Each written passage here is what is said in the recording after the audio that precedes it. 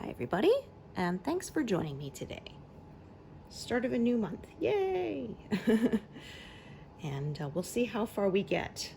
I said in my update post,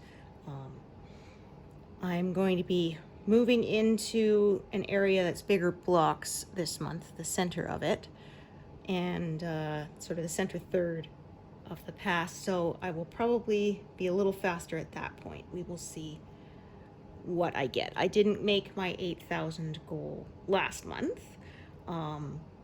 So if I reach 40,000, that would put me at 8,500 this month, which I think is possible. We'll see. It might be a little too ambitious, but we will see. I'm just gonna check the length of this thread here. Okay, that's actually a pretty good length. All right, so I parked it on that side. So I am going to leave a little bit of a gap for once. I try to avoid it, but like I say, sometimes it is more trouble than it's worth. So I just change my stitching a little bit. Let's get this top bit out of the way. There we go. But even though I didn't get the full 8,000, I was hoping I got 6,500. Still pretty decent progress, so I'm happy with it. Had some other stuff this month. I got some work done on my firefly piece, and I got my magnifier finally. And I didn't like it around my neck. It says it's really light and everything, but it wasn't that light. And also when I move my arms, it would kind of move the magnifying glass around, so that was no good. So I tried attaching it to my floor stand, and unfortunately I found I couldn't get it steady enough. So like every pull of the thread, the magnifying glass would wobble, which made me basically motion sick, which was no good. So what I ended up doing was I have a second camera, phone holder, and with a gooseneck, and it attaches to a table. So I ended up attaching my magnifier to that, and with I got some of those little Velcro they're almost like zip ties kind of thing. They're meant technically for holding like cords together, but it worked perfectly to attach the magnifier holder to the camera holder. So that worked out perfectly. And so then I had it attached to a separate table and hanging over my work, and that worked just great. So I'm happy with it. Then it was nice and steady, didn't give me any motion sick, and as advertised, it did not have any distortion at the edges, which is really nice, because that was my problem with the one I bought previously. First of all, the lens was about half the size, and then, as I said, the edges were distorted for about a ½ inch all around, which made the working area even smaller. And so I felt like I was spending more time moving the lens around trying to get it in just the right place than I was spending stitching. It was very frustrating. Even trying to stick to a small area, I still felt like I was constantly having to move it around, and that was just, like I said, getting frustrating. That one I could attach to my stand and it wasn't as wobbly. I guess the holder on it was a little thicker and a little steadier, but yeah, it wasn't worth that aggravation of trying to get it in the right place. So I'm happy with this new one. This new one has a higher magnification too. The smaller one I bought, I think, was around 2.5, and this one's like 5. So that made it much clearer and easier to see. So, which was good, because I was stitching a very detailed part, and it was very frustrating. I posted on my private Instagram that I officially hated Simon's sweater vest because it was so much confetti. And then in the next pass, his sister is wearing a patterned dress or a blouse or something. So I'm not looking forward to stitching that either. But after that, most of the rest of the characters' clothes are much simpler jackets. And Inara has a dress, but it's not very detailed, so I don't mind that. I said I was kind of looking actually forward to getting to the background part beside Simon's head for a little bit of a break because, oh man. He's wearing a sweater vest, and then he's got like the collar of a dress shirt coming through the neck opening, and so all of that was ridiculously detailed because, like I said, silly me, I decided I wanted the maximum number of colors, which I have sworn I will never do again. And it's not even as much as a Heaven and Earth Designs max color. This is one I charted myself, and it's 150 colors, and I'm like, never again. 90 has turned out to be perfectly sufficient. I do like the detail when it's done, but like I said, I'm not going to commit myself to that again. I'm going to stick to the standard colors. I am happy with those. So we had that. And we did a little overnight trip. So we went to Drumheller, which is the Alberta Badlands. That's basically where most of the fossils in Canada are found. And so we went to the Royal Tyrrell Museum, which shows the fossils and dinosaur bones and all that. And we went, I'm trying to think. First time was in 2014, and then we went again, I think 2016. And so we went again, and since then there's quite a few specimens were added, so that was pretty cool. Oh, there is quite a knot with these threads kind of looping around each other in a weird way. Just undo that loop so it doesn't become a knot. We did the second trip because my sister was close by. She followed the folk festival circuit, so she was in, I think, Merritt or something, which is not that far apart. So we met in the middle and went to Drumheller together. So that was cool. So we did that, and we also did the Atlas mine, which was an old coal mine. They got tours and stuff, and they were one of Canada's biggest coal mines from the late 1800s until 1970. It officially shut down in like 1980, but of course the demand for coal had dropped quite a lot by the late 50s. Learned quite a lot of stuff. Like there was one they showed. It's what they call a drift mine. So it's instead of going like a shaft mine down into the earth, it's along the edge of the mountainside. You can actually see the Badlands. You can see the layers of rock, and you can see sort of the ribbon of coal. And that was what they were mining. And so it would come down and basically drift down, they would say, down the tipple where it would get sorted and such. So we'll go onto shaker screens, which would break them up into the different sizes. The biggest pieces being, of course, the most valuable. And then, so learned a lot of stuff. Interesting, it was called wildfire coal. And they actually had a guy who would sit there flicking orange paint onto the coal as it went by. And for some reason, people seem to think that made it more valuable. It was just paint, and lead-based paint, so probably wasn't good for you to be burning in your home, right? But they had this story about there was a lady who called them up saying that she was really not happy with her batch of coal. It didn't burn very hot. It was smoky. It was basically saying it was no good, bad quality. And they said, oh, okay, well, we'll replace it. And so they said what happened is the guy came and loaded it all onto his truck, drove around the block.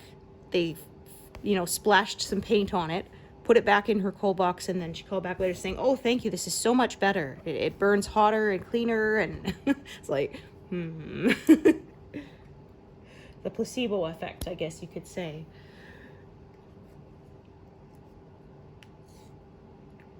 And there was one of the guys who did the putting the paint on the coal. Later, of course, was diagnosed with lead poisoning, and told his boss, because of course it was lead-based paint, and they just told him, well, just use a little less paint, you know, like, Ugh.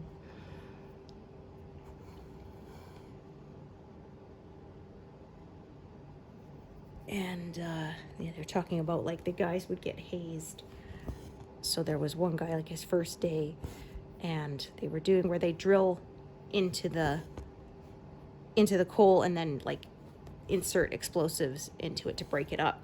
And they told the guy, oh, you should get a really good close look at this hole, you know, so you know what you're doing. So guy sticks his face in and burns his eyebrows off, right? And of course he said, and then that marked him as the new guy to every single person who worked there.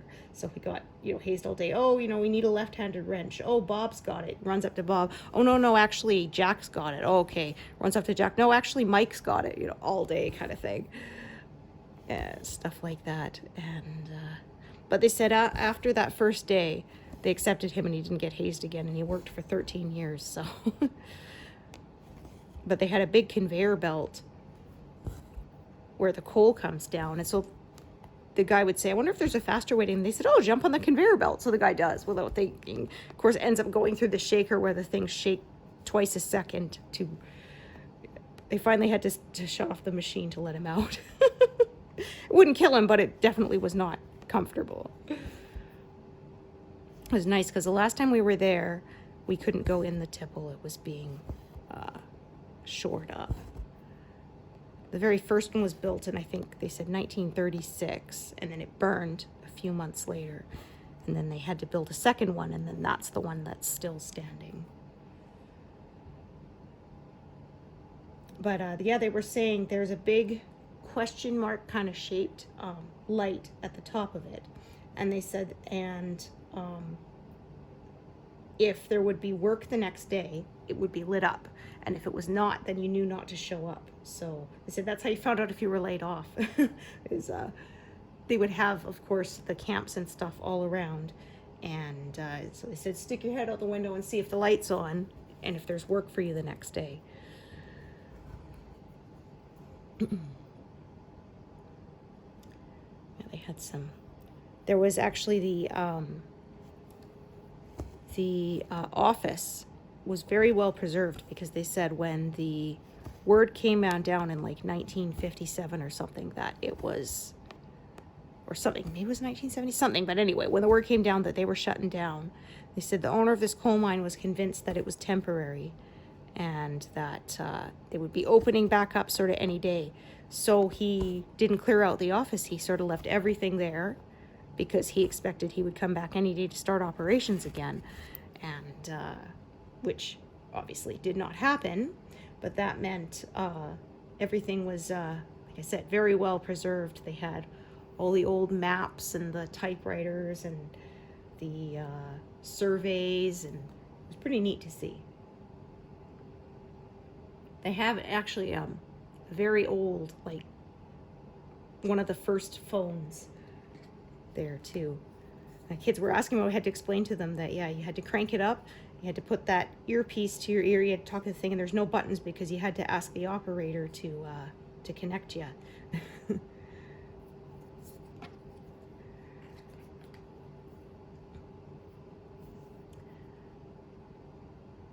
And they were saying, yeah, they had ponies that worked in the mines because horses were too tall, because the seam of coal was about 5 feet high. So there was really not much point in, they didn't want to go sort of mine anything that wasn't coal. So obviously, like I said, horses would be too tall, so they used ponies. And they said there was one pony that the foreman was always kind of sharing bits of his lunch with him. And that one day he didn't. and Pony was not having it. So he found the guy's lunchbox and broke in and ate what was inside. And it turned out later that the Pony had eaten the guy's dentures. Because they were wrapped in like butcher paper. And so he said the guy discovered not only did he have no lunch to eat, but he would have had nothing to eat it with either because his teeth were gone.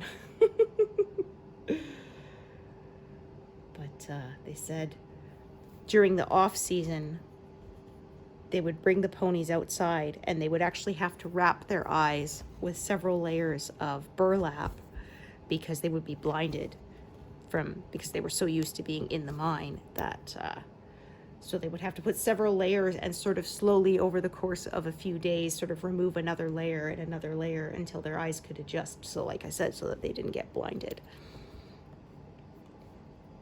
You'd be pretty smart too. They said there was one that figured out how to count. He could hear as they were attaching the coal cars to the train. Every time it would hit, it would make a clang and you'd see his ear flap and he was counting. And if he heard more than 6 clangs, he wouldn't pull it. He decided that 6 was the amount he would pull and that any more was not fair kind of thing.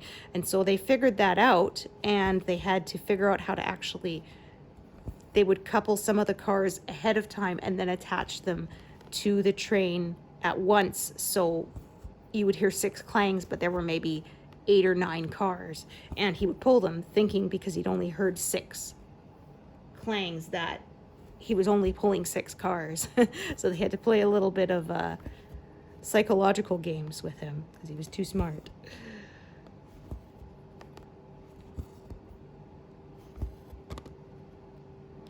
So my son was happy he got to help us switch the track over. But they were talking about it. It was, you had to duck down because, like they said, they didn't mine it tall enough for you to stand if you were taller than, 5 foot and maybe a bit. And you definitely had to stay bent over because if you straightened up and your head hit that rock, right, that would have been the end of you. And they said they would have, of course, it's very noisy. You couldn't hear anything. So they would have a guy at the end with the light on his hat who would be either nodding that it was okay to go or shaking his head when it was time to stop. So they gave one to a guy and he got to do that even though we were on an outside track. So it's a demonstration because, of course, it's much safer that way.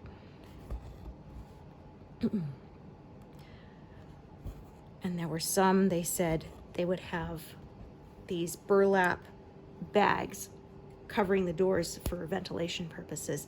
And so kids as young as 12 could work in the mine back then. Not actually mining coal, but doing things like fetching and carrying or having to open and close these cloth doors as the trains went through. And they said sometimes they would get bored and they would wander off and then there'd be nobody there to open and close it. And so if you did that, they would start tying you in place. It's like, wow, I really don't think you could get away with that now. Oh my goodness. But they said, yeah, the tipple, it ran, of course, on electricity because it would not have been safe to use any kind of combustion in there. So they said they had a kind of they had an arrangement with the electrical company. So they would sell them the coal at a discount and the electrical company would sell them back the power generated from burning it at a discount. So everybody benefited, right? It was a win-win kind of arrangement. So I think I've got leaves here. So I'm just gonna leave that unthreaded because it's gonna be a while before I get to it, I think. So I'm probably gonna work out to about 80 here and just kind of fill this in rather than continuing to go too far over to the edge and back. All right.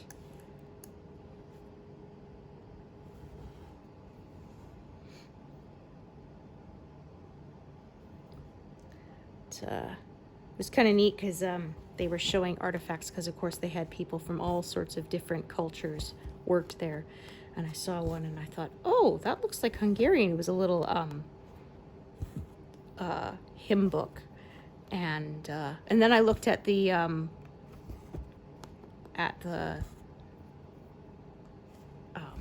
what's the little plaque telling you what it was. It was like, okay, it is Hungarian, because my husband is Hungarian, so his whole family they speak Hungarian and English. I've been trying to learn some, but it's a very difficult second language to learn.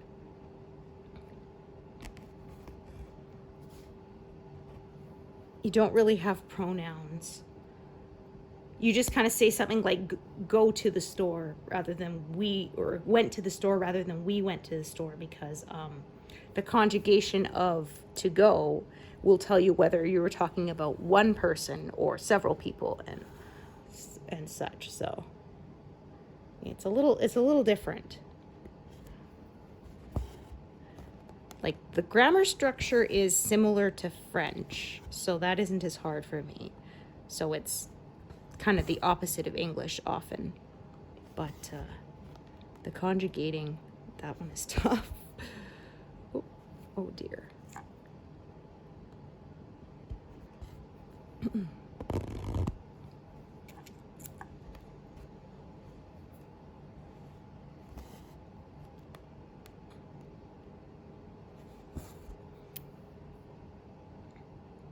So that was cool. And then we went up to the hoodoos, which are rock formations that have been formed by the wind blowing through them.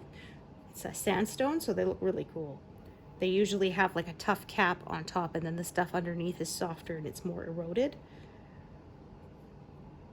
They almost kind of look like feet sticking out of the ground. And apparently they were called that because the indigenous people thought they were evil spirits who had been turned into stone, evil giants. So that's why they're called that. I did not climb to the top this time.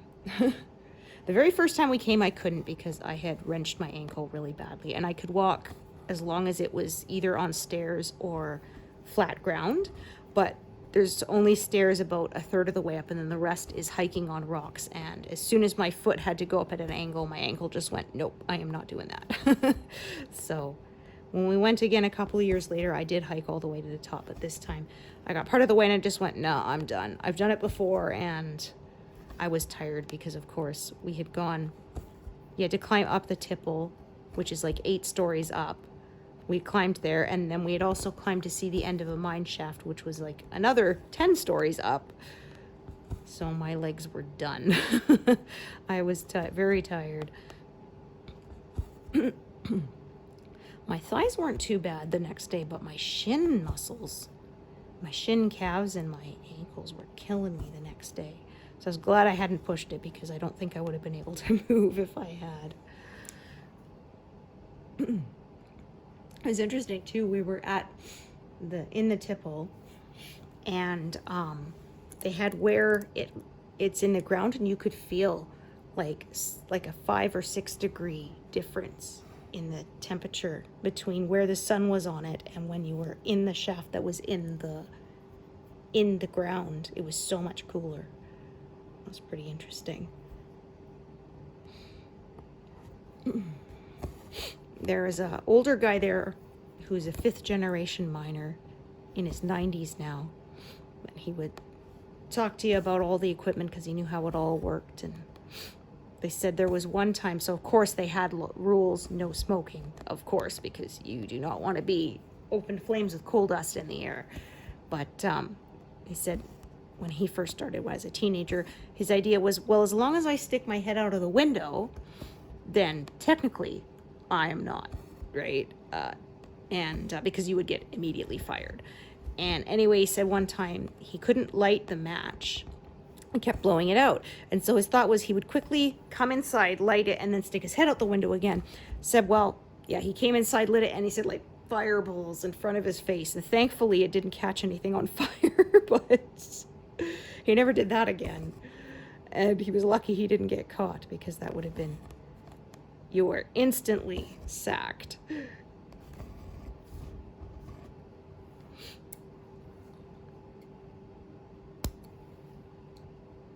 said, yeah, in the winter it would get super cold because it's not insulated or anything, so the wind would kind of blow right through it. And he said he would go into the blacksmiths, get them to heat up some bricks for him and stand on them to keep his feet from freezing. Man, those were some hard working conditions.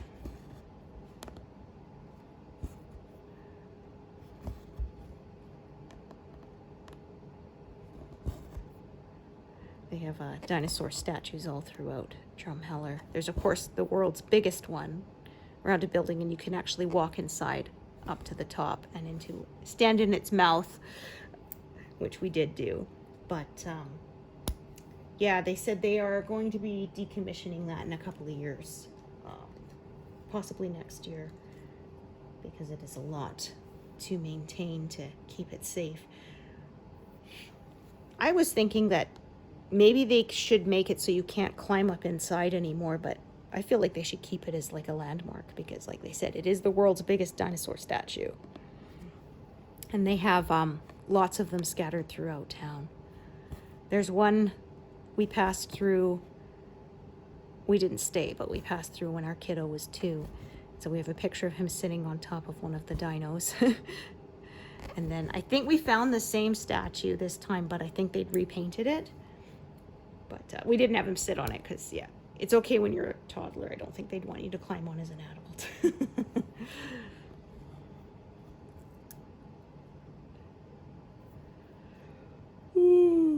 Oh dear. My goodness. It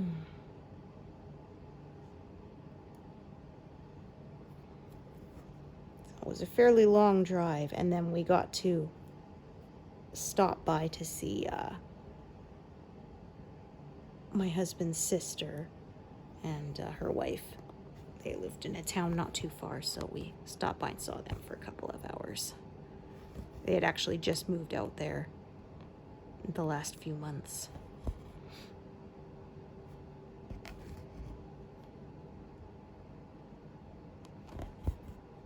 So they were still unpacking, but we said, you know, we were only an hour away, so we might as well go and see them.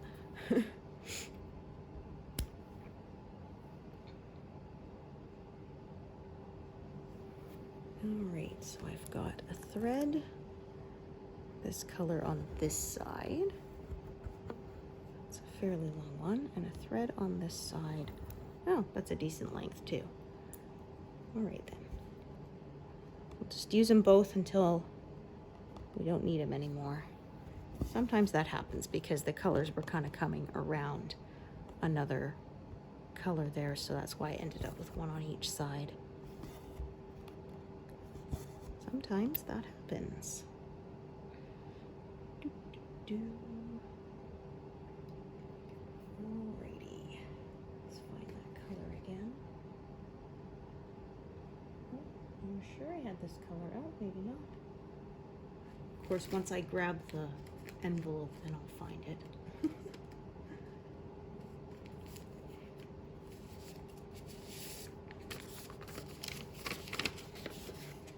Yeah, I knew it. Oh, there it is. I knew it was out, but of course, couldn't see it until then, because that's always the way.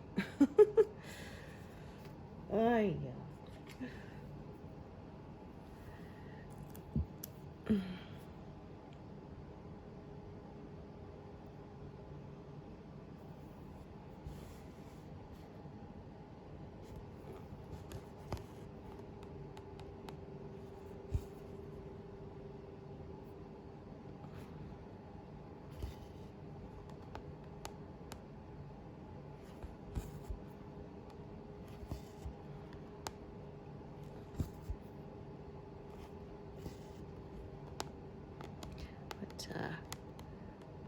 Yeah, talking about being at the mine, we did three different tours. So one was the coal train, one was the tipple, and one was the mine shaft. And for the mine shaft one, we actually got to wear helmets.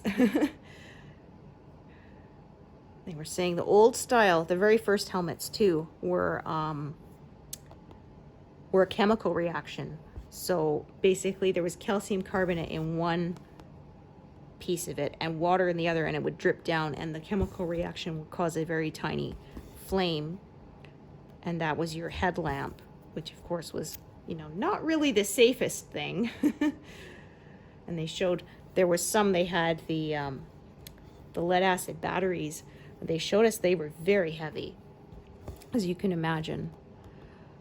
And they showed one guy's tool belt where it turned out his battery had been leaking and the acid ate right through it. Like, yikes. All right, since I know I have a long enough strand on the other side, I'm going to just tie this one off now.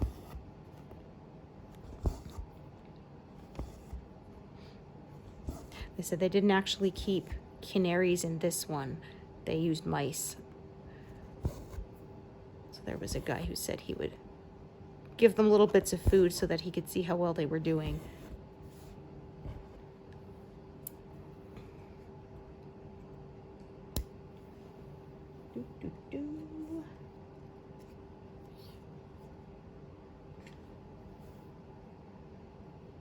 Alrighty.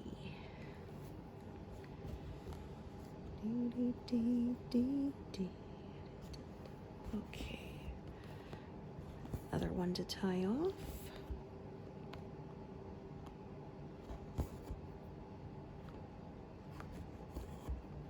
Talking about using magnification, but this is why I like 14 count. I don't need magnifying for that.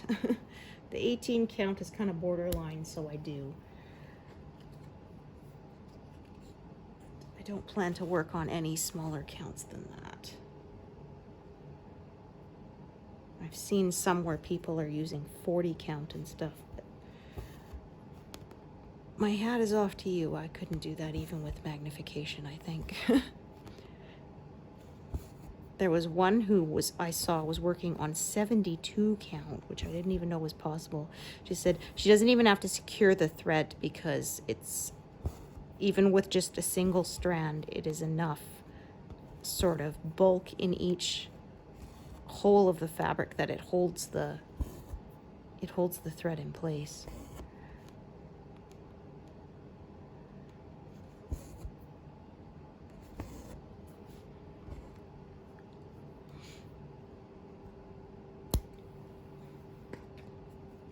Yeah, one of my friends, she was working on 2 projects. One was on 18 count and one was on 28 count. So she said whenever she switched, it was it was quite a shock.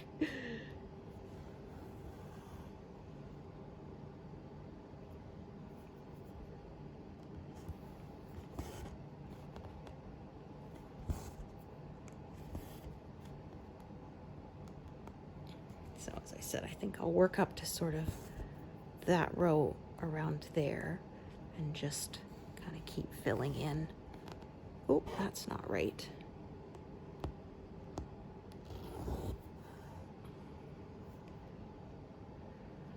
Okay.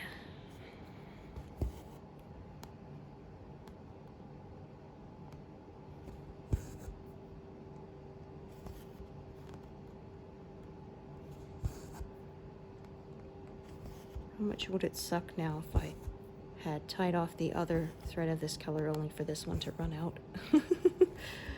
I don't think it will, though. I'm pretty good at estimating how much I'm going to get out of a strand. And we'll see how close I am.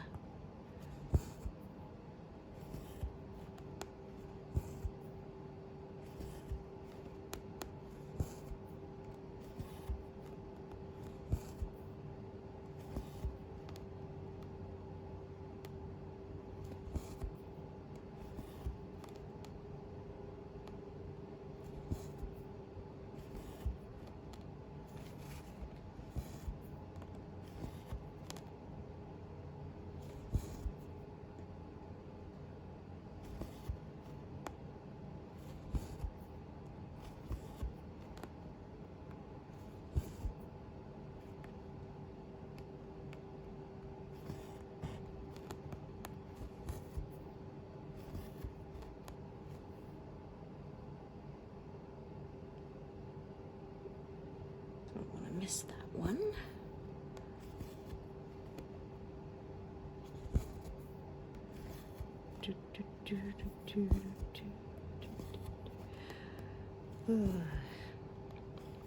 So we were watching a UK show called Misfits, which was recommended if you enjoyed The Boys. The first 2 seasons were brilliant, and third season wasn't bad. It was pretty good. Fourth season, we ended up quitting partway through the 4th season. Unfortunately, spoilers, but it was suffering from cast churn. So all of the original cast members were gone, and I find it was like with a lot of shows, you can't really, you can't always replicate the chemistry you had with the previous cast, especially for a show that is so dependent on the cast. Like I said, if it's something like a procedural, Law and Order, CSI, you can get away with changing the main characters more easily then, because the mystery's still there. But if it's a character-driven show and you have to change all the characters, yeah, it doesn't necessarily do as well. And we found the same thing. We watched Earth Final Conflict, which was created by, of course, Gene Roddenberry, creator of Star Trek. First season was brilliant, and but then same thing. It went through a lot of cast churn, and we couldn't even finish the final season. I think we got the first episode into the final season, and we were just like, okay, this sucks. We're done.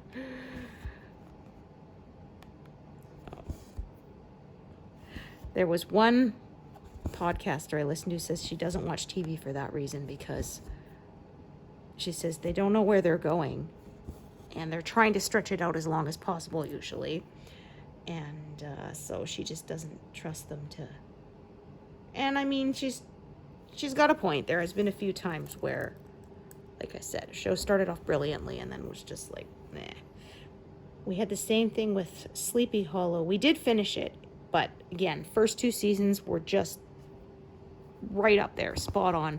And then they said they fired the writing team and had to bring in new people, and they didn't have any sort of idea where to go with it, and you could tell. The first 2 seasons had been sort of planned from the beginning, so they knew exactly where they were going, and that makes a big difference. So we did finish it, we did enjoy it, but we did say that the last couple of seasons were definitely not as good as the first 2, which were really fun.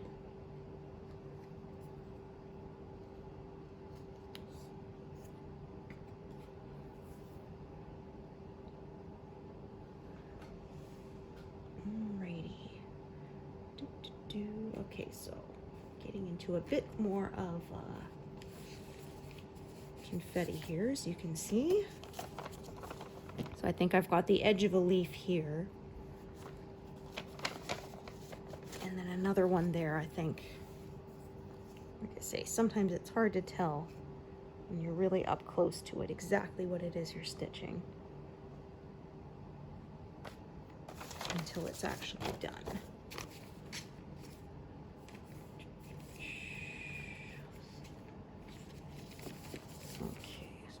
Putting that envelope back in the right place. Oh, I'm about to pass 100, so not bad. I think maybe we'll do 150 today.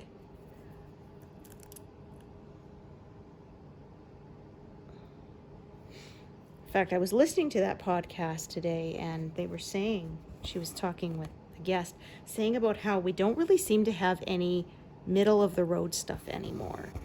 And I was thinking, yeah, you're absolutely, like she said, it used to be, you could go to the movies sort of every weekend and catch something. And yeah, maybe it wasn't the most amazing thing you'd ever seen, but it was a good way to pass 90 minutes.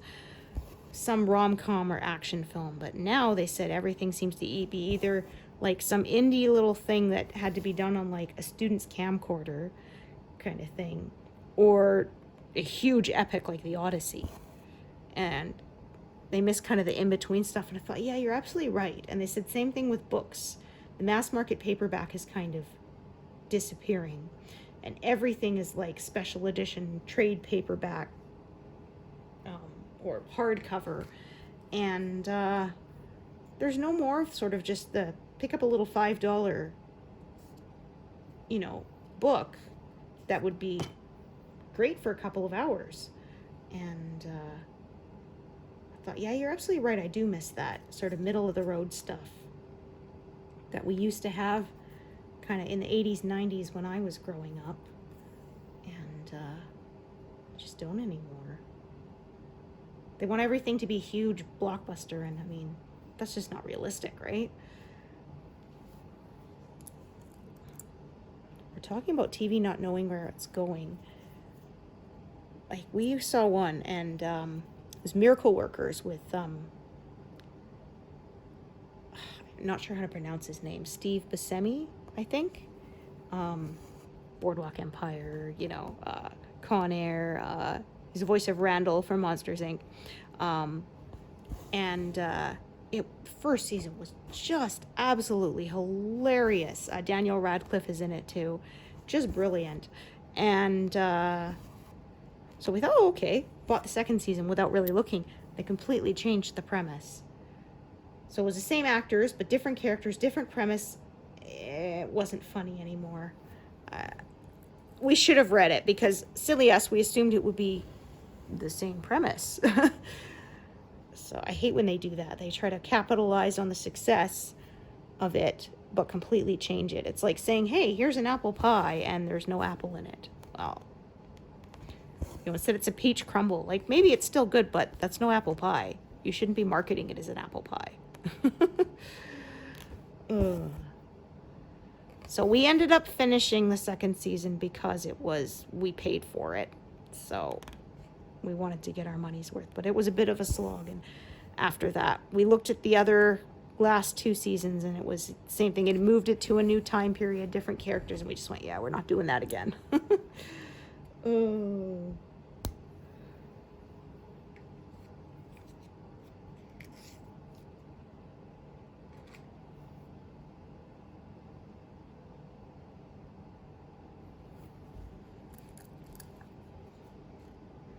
Talking about Steve Buscemi, there was his meme moment on 30 Rock where he's pretending to be a teenager even though he's like 50, and comes in and says, how do you do, fellow kids? And it was funny because somebody said, you've done so much work.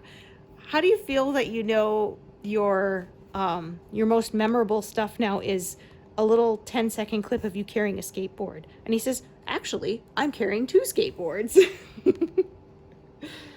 And it's funny, too, because they said that show is a little older now. It was like early 2000s.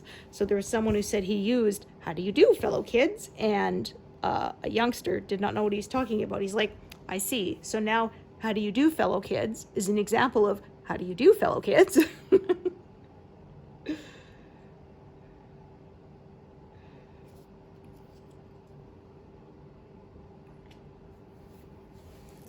It's basically a joke about a guy who's a poser trying to pretend to fit in, and it's quite obvious he doesn't.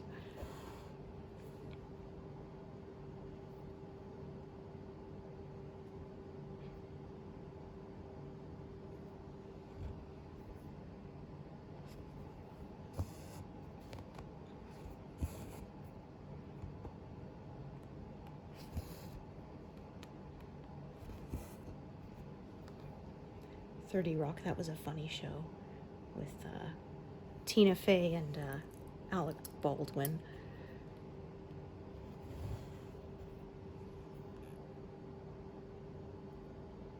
Again, that was one of the ones I never saw when it was on, and it just came up in the algorithm because we watched something else similar. I can't even remember what. And it was like, well, if you liked X, maybe you'll like Y. Discovered a few shows that way.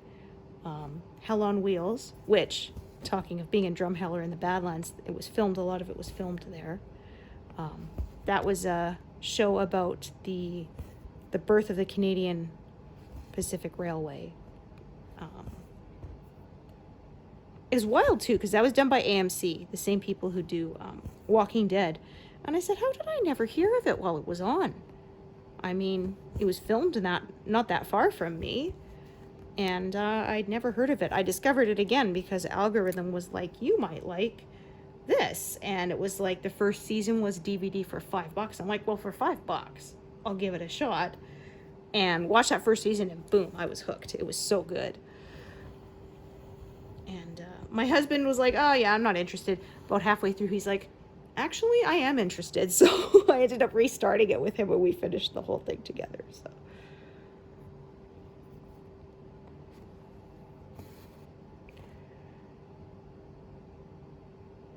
But, and another one was the Battlestar Galactica early 2000s remake. There was one in the 70s that I haven't seen, and same thing.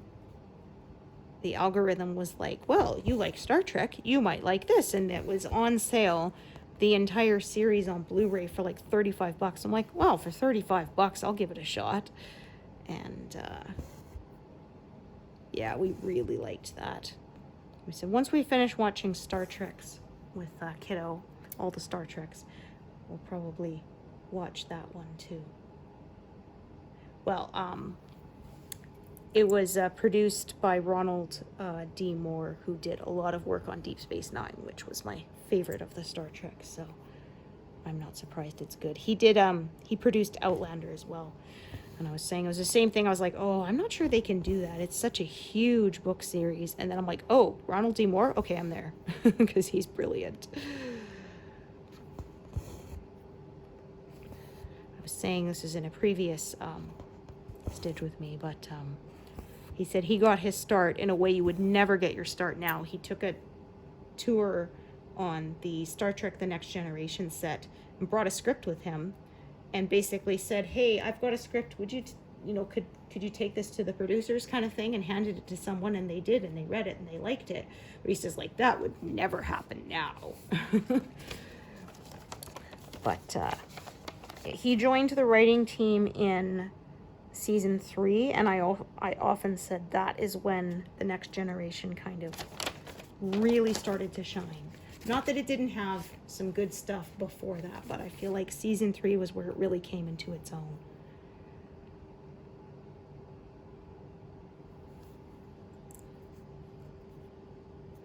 Yeah, older shows, I tell people, you have to give them a little bit. They needed a little time to warm up.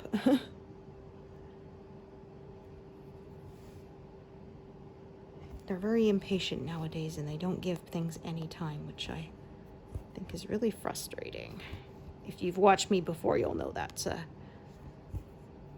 quite a big a big pet peeve of mine. They don't give things a chance. I often say the example of MASH, which went to be one of the best shows of all time, most successful shows of all time, and they almost got canceled the first 2 years, a couple of times. They would never give that a chance like that now. Okay. So this color kind of skips around a bit. I may end up adding another thread of this same color later, sort of depending.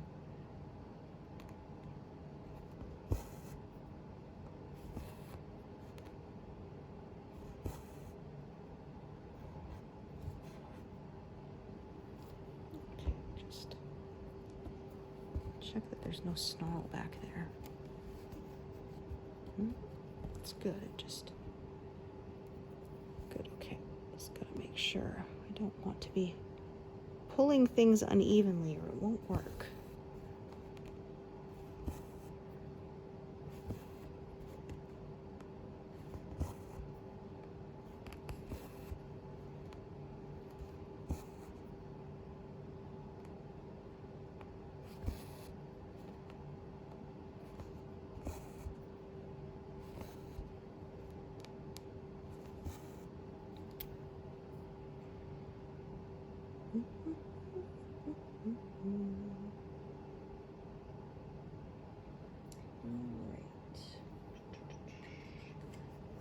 I wonder if I'll get any more zeros this pass or not.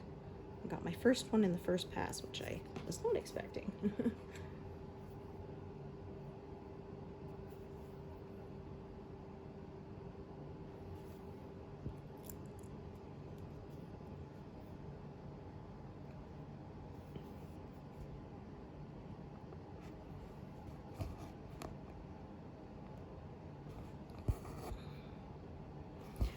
It's a bit of a warmer day today. We're having a little bit of a heat wave, but only for a couple of days.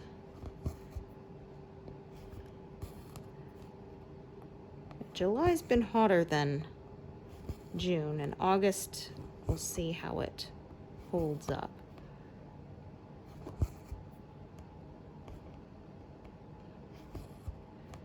June was very rainy and cold for like 80% of it.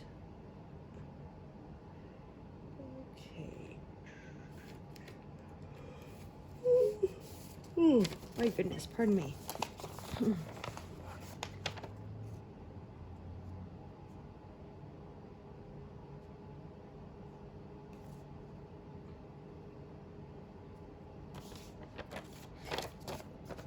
It's funny, I actually expected to get a bit more done in July because I had some time off work, but I ended up doing more work on Firefly rather than this piece. So if I'd focused on it, I would have made the 8,000 total, but oh well.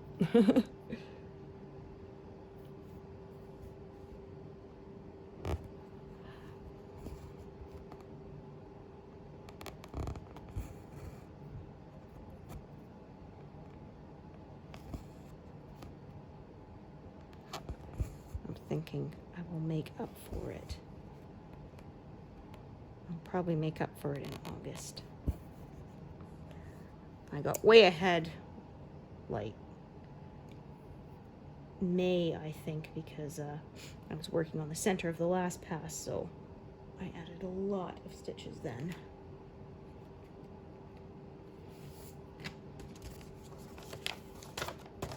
It was like over 10,000 or something ridiculous, so.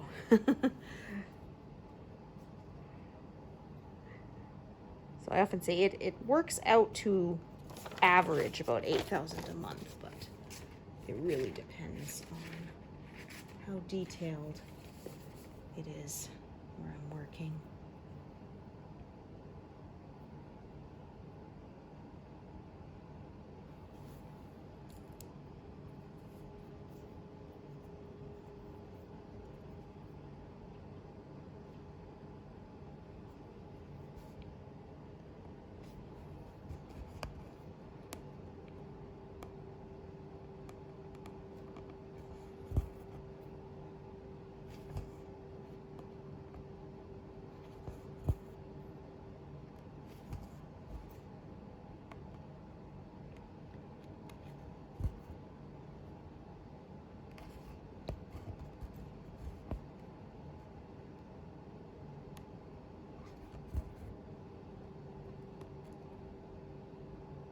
Very, very tight fit, but I managed it.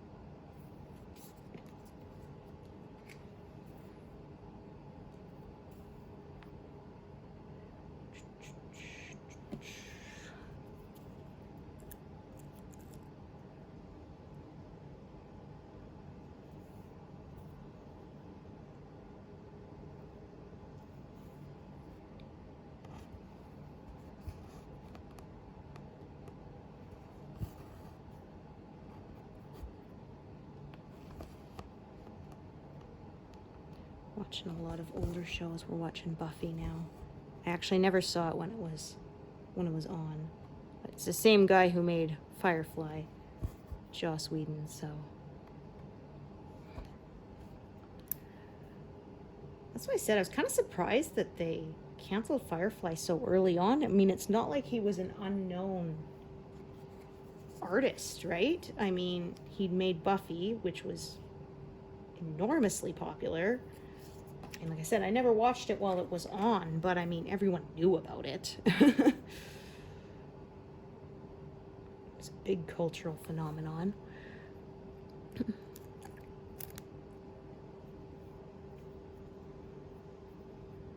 And I often say that was silly of them because sci-fi fans are very devoted fans. You know, you make money forever from us. We follow you religiously, and we'll go to conferences forever.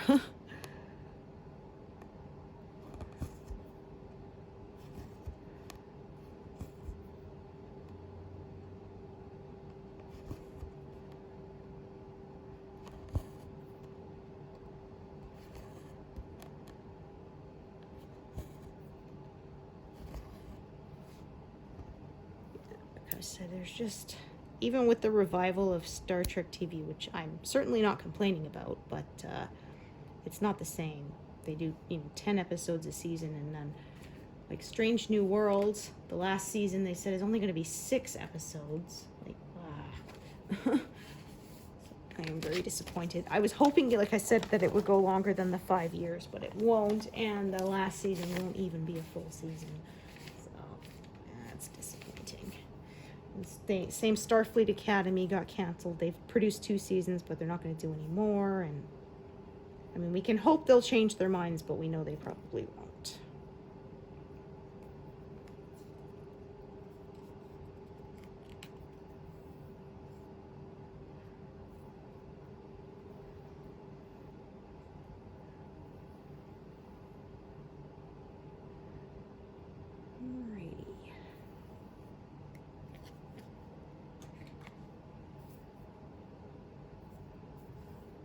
I think I can manage this whole section with one thread.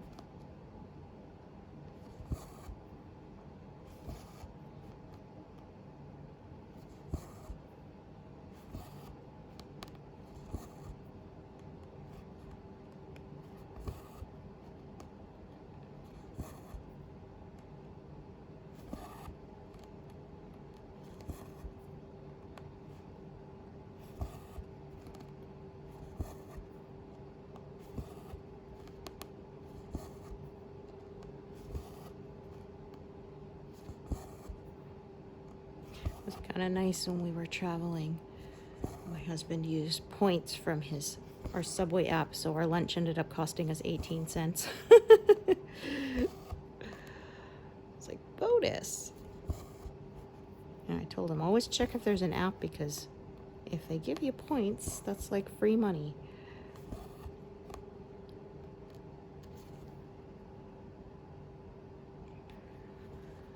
My son always has a sub. He gets it made with 4 kinds of cheese. Actually 5, because he has Parmesan sprinkled on top.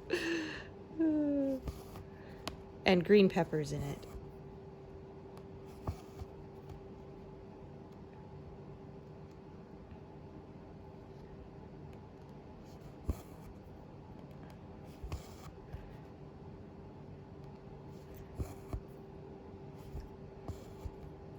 That's no good. Try that again.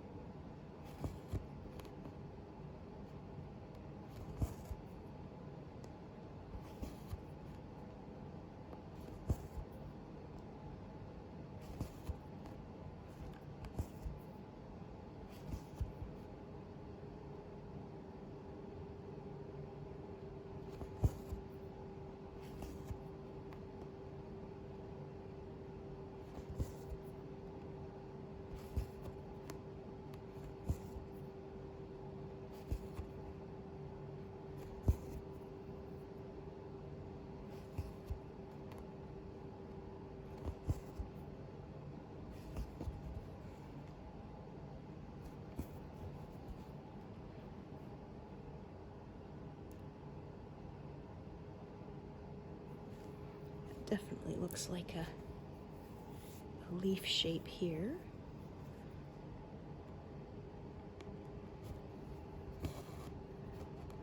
Do, do, do. Is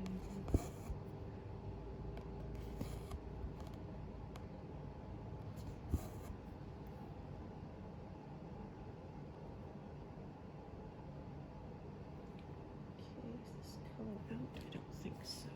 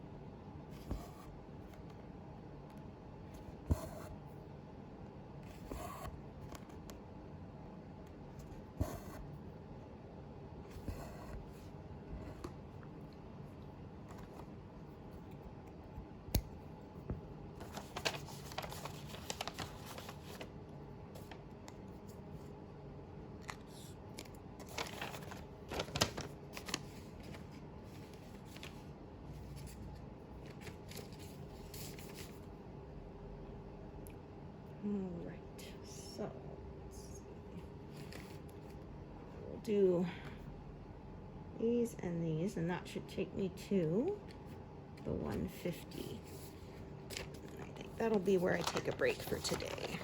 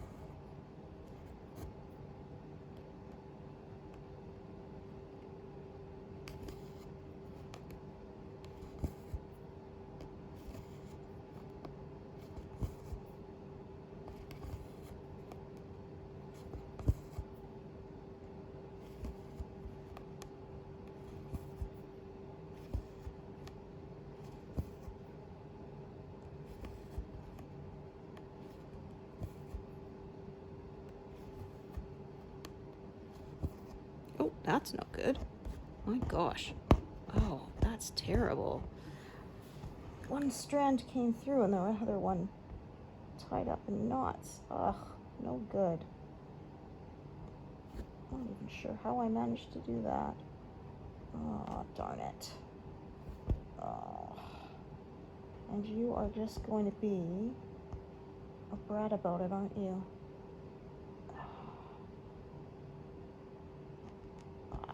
Come on. No, that is not coming out. Darn it. Ugh. Wow. Yeah, that was just unsalvageable. Okay, well then. This is what I hate the most, is that means I gotta pick out what I just did because I don't have enough to tie it off otherwise. Ah, darn it. How irritating.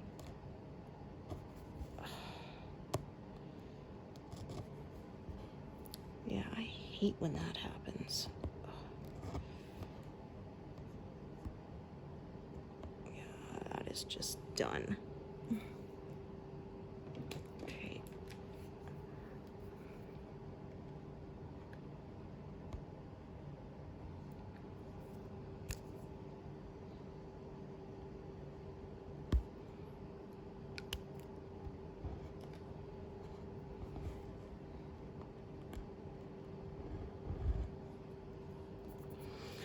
All right, let's try that again.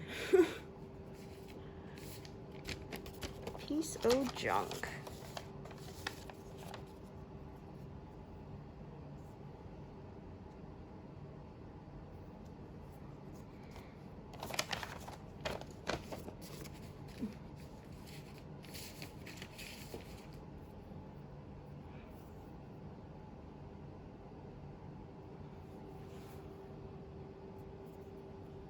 Ah, well.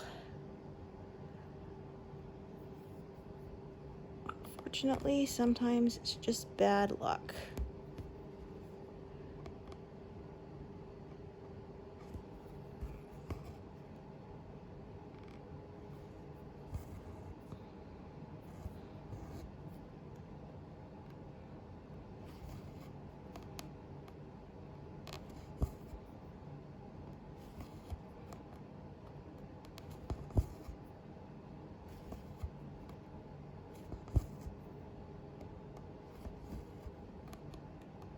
All right, let's try that again, but hopefully smoother this time.